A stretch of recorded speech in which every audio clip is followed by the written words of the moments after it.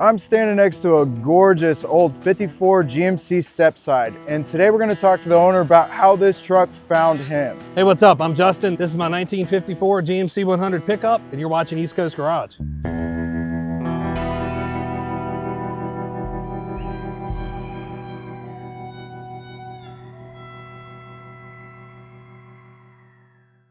So one day we were invited over to, my ex-sister-in-law's father's beach house. And at the time, my oldest was 2 years old. We were over there kind of hanging out, and we've always known each other. I grew up around here. He owned the store in the building that I'm currently in now, actually. And he said, hey, Justin, he said, you looking for a project? He told me he had a 54 GMC pickup. And I was like, man, that's neat. And I'll try to help you sell it and all, but I'm not interested. And he said, well, I got a title for it. And I said, well, that'll certainly help you sell it. I'll spread the word. He said, I guess whose name's on the title? I said, I don't know. He said, Charles Andrew Fulcher Sr. I said, do what? He said, it's your grandfather's truck. And my jaw kind of dropped. I didn't really know anything about it. I knew my family had always been into vehicles and stuff like that, so. And I never knew that he even had a truck like this. I had to check in with my mom to validate this story. My dad had passed away, so I really had no clue about this thing. Wow. He had given it away before I was born. Called mom and asked her, I said, do you know anything about an old GMC pickup truck? She was like, yeah.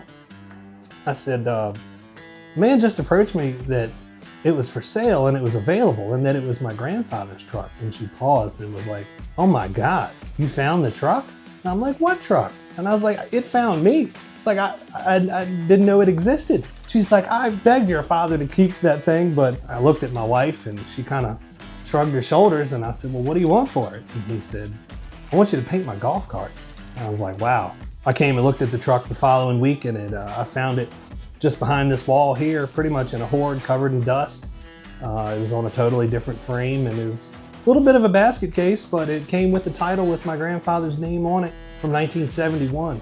The truck originally came from New Jersey. It was a fleet truck at a tile company, I guess. It had gotten a cracked block, and apparently in New Jersey you can't retitle the vehicle with a cracked block. So my cousin brought it down here, gave it to my grandfather. He titled it in '71. My mom remembers the truck. I came along a little later in my dad's life, so I didn't remember it. My grandfather gave the truck to my dad. My dad gave the truck away to Dick, the man that owned the building and the truck. He gave it away right before I was born, I think in 1984, 85. So I had no recollection of the truck. And it somehow found its way to me. So that's awesome, pretty special to have that.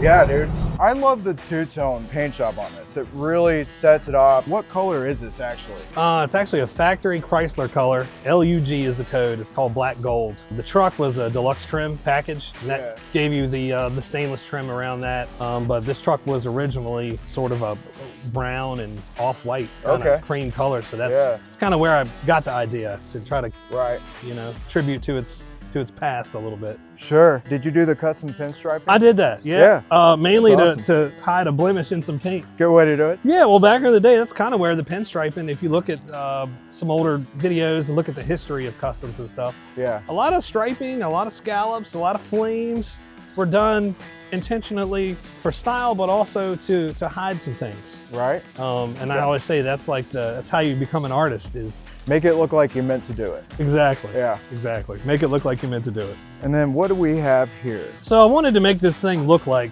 it didn't run. I didn't want to see wires. I don't want to see a big brake master cylinder, brake booster. I wanted everything shaved, clean, the inner fenders, all the holes and everything shaved, clean.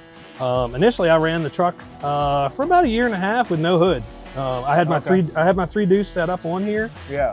Looked cool, ran good. Was a little high maintenance, so it's just a 355. I kind of dressed the motor to give that early 327 vibe with the draft tube. This is actually a 1953 Buick oil bath style air cleaner that I gutted and put an element in there, and running that to kind of keep with the old school vibe.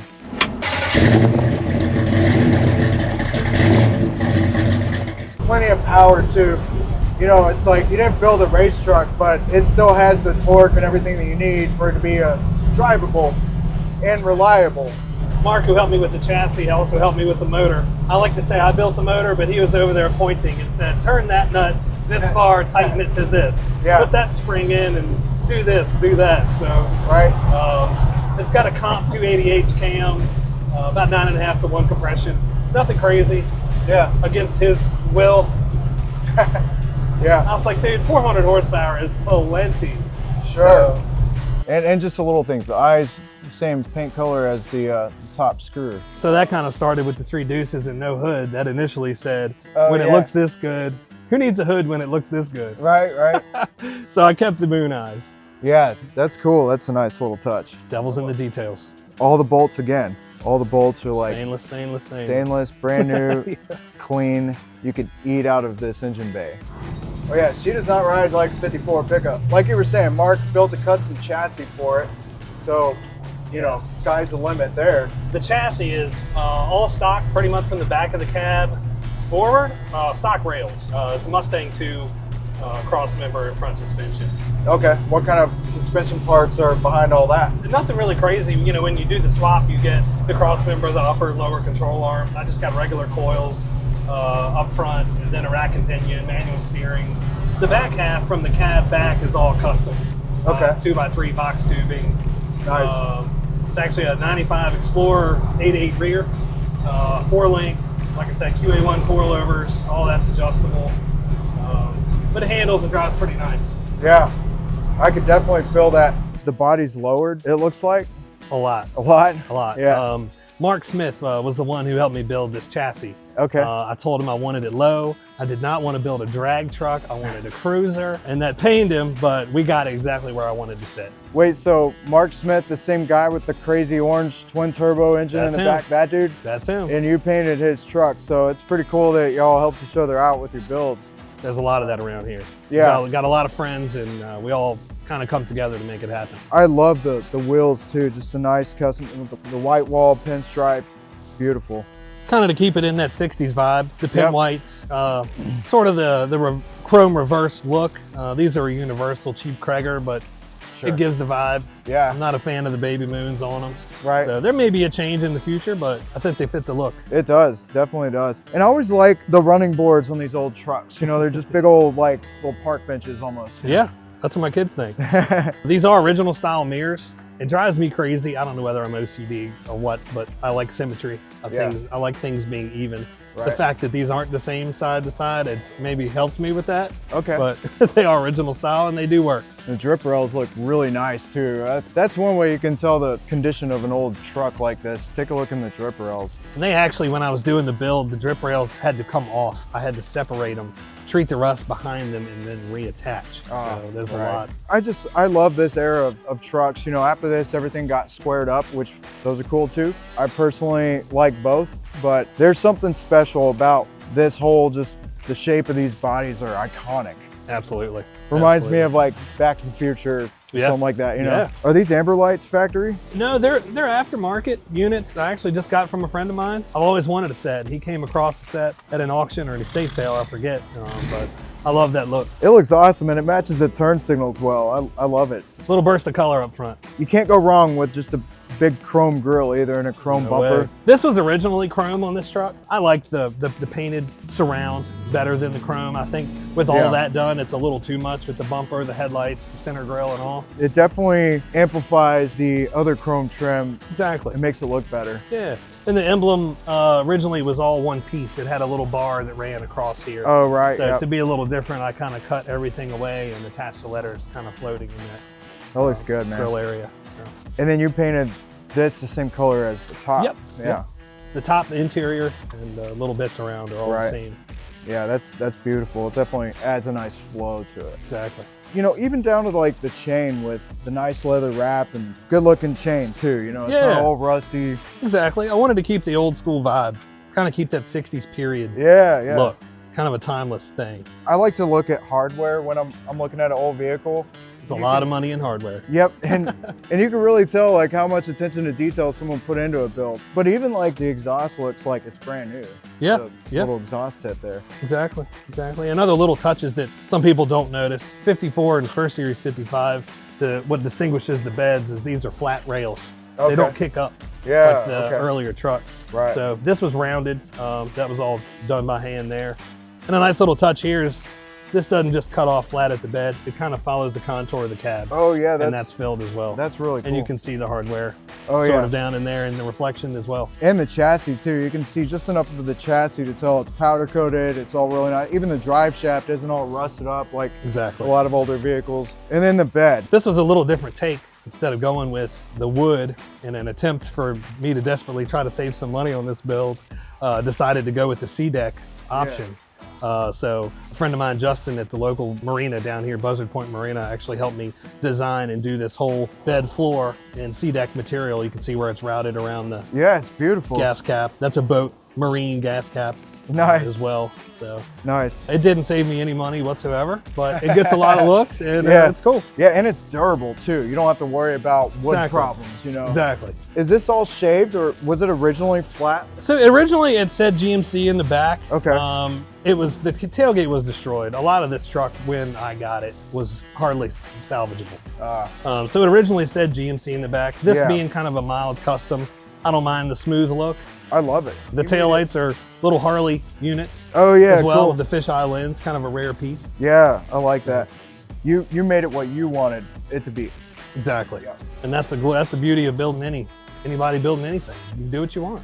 Do exactly what you want. Make it yours. Yeah. Yeah, and then I love your door paint too. It looks great. Yeah, cool. I had the doors blank for the longest time. I wanted to see what my logo would look like on the door. So this right now is actually vinyl because I couldn't commit. Yeah, no, and that's smart. Once you paint, you're committed. Yeah. I do like it. I'll probably go ahead and do it in paint in the future, but no, I think it's a good look and kind of brings some more color down. And kind of throwing back to the 60s thing again, doing the alphabetical first 3 digits of the phone number. There's a lot of that around, so I get that question all the time. I didn't know that. Yeah. That's interesting. Yeah. So JT would be on a rotary dial phone or something like that would be a 58. Okay. So it's 580-0802. That's cool. So. And just to talk a little bit about this interior, the two-tone interior matching the paint is awesome. And the, what would you call this pattern? So it's called Houndstooth. Again, trying to keep it traditional, trying to keep it early. 69 Camaros, a lot of that time you'll see the black and white houndstooth material in the seat. I was actually doing a Camaro restoration at the time, and I just loved it. So I was like, man, do you have that in gold? Gold and white? Yeah. Tommy, it seems ridiculous, upholstery, hooked me up, did all the work. Nice. Painfully put the inserts in the original seat that I got with the truck, with the gold piping and everything as well. It's super comfortable too. The seat's nice. It's nice padding. It's nice and bouncy. Yeah. The vinyl on the seat kind of reminds me of a school bus. Oh yeah. It's something that the previous owner that had it kind of bought a cheap cover, but I kind of like it. Yeah. In some weird way. I like it too. I wouldn't change anything about this. It's exactly what I'd envisioned when I started the project. So to kind of see it all come together as you wanted it to. Right. Pretty proud of that. And I like the buttons on the door panels. It almost feels like, grandma's old couch or something. That's what I'm talking about. Yep. I like it. I always appreciate the clean and simple look of an older truck. You get so conditioned by the newer vehicles with all the technology and screens and buttons on the steering wheel. That's the only thing you got on the steering wheel. That's it, man. It's functional. It's my fidget spinner. That's cool. This thing is a super cool build. And it just makes it cooler with the story behind it on how this truck found you and the family history that is in this truck and even the building the truck was in. I think it's awesome. I think it's a great legacy. It's incredible. It's incredible how, I wasn't looking for a project at all. And it kind of fell in my lap. Yeah. And now it's something that I'll never get rid of. It's something I'll cherish. It's family. I'm tied to this in the same way that I'm tied to the building that it came out of. 4 years later, I started thinking about maybe going into business for myself. So I figured I better get looking for a building. And there are a lot of options everywhere. And the only one that really fit me happened to be where this truck came from. The guy was closing his business. And I was like, man, that's enough space to maybe get it started. So not only am I tied to the truck, but kind of where it came from. Yeah, that's an awesome story, dude. So thanks for showing us the truck, man. Find him at Fulcher Finishes on Facebook, Instagram, and I'll put the link to his website in the description below. Awesome, man. Well, I really appreciate you coming down and taking the time to do this. Yeah, absolutely, man. Feature. Yeah, anytime. Awesome. Hell yeah. Thanks again, Justin, for telling us all about the build. Man, what an awesome story. And thank you all for watching this video, and we'll see you next time.